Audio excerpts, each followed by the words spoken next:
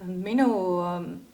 emotsionaalne kasvamine ja üldse suureks kasvamine on toimunud täiesti looduse keskel, Lõuna-Eestis kuplite vahel, ja selle kõige tugevam märk, mis minusse tõenäoliselt alatiseks on salvestunud, on metsmaasikad, mis seal ümber kõikjal kasvasid,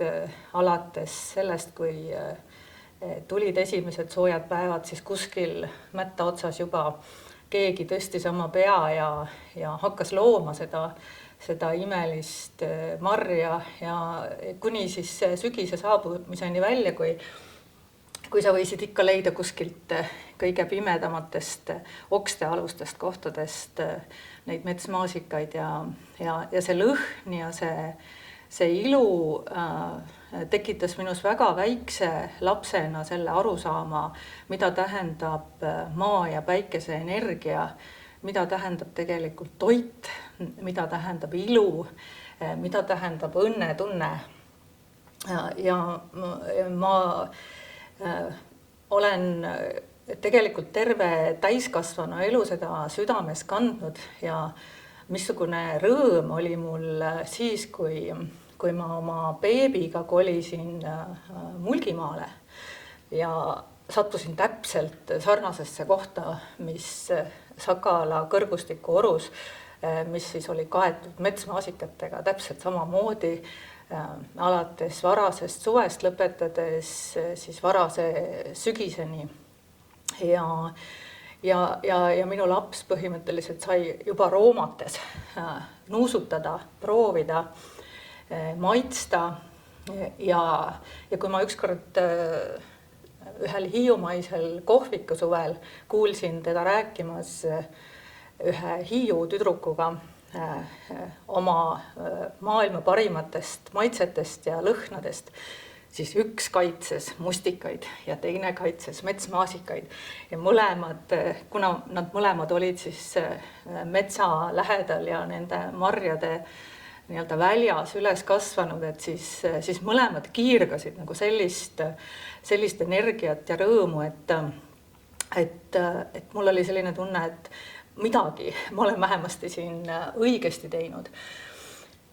Ja tegelikult on nii, et kui inimesel on midagi sellist nii tugevat positiivset kuskil nagu mälus, emotsioonides ja tõenäoliselt ka tegelikult geenides ja seljaajus,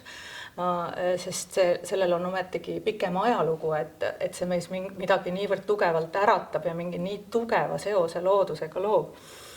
siis need samad metsmaasikad on saanud tegelikult uue eluga lausa presidendi kõnes. Et kui ma kunagi Toomasele seletasin seda, et minu jaoks Eesti ongi nagu metsmaasikas, et ta on nii pisikene ja nii tugeva lõhna ja nii tugeva energiaga ja samas ikkagi selline habras, väga-väga õrn ja väga ilus ja väike, et me kõik tahame teda natukene nagu varjata, aga samas tema väest me elame. Siis ta oli nii liigutatud sellest, et ta lõigi selle kujundi, mis siiamaani kannab. Aga miks ma seda räägin, on see, et kui meil seda ei ole enam, siis miski meid ei kanna. Et me oleme looduse osad, kui meil kaob ära kontakt selle osalusega, siis miski meid enam ei väesta. Et Eestil ja eestlastel on siiani alles see veel, ja miks me nii rabedad oleme selle metsa majandamise küsimuses, on see, et see on meie viimane eksistentsi ankur. Et siin ei ole vaja rääkida kultuurist või millestki muust, vaid päriselt sellest, millest me koosneme. Et me lihtsalt pudeneme laiali, kui me seda ei hoia. Et ma ise usun emakese looduse väe sisse, et ta ei lase sellel tekkida.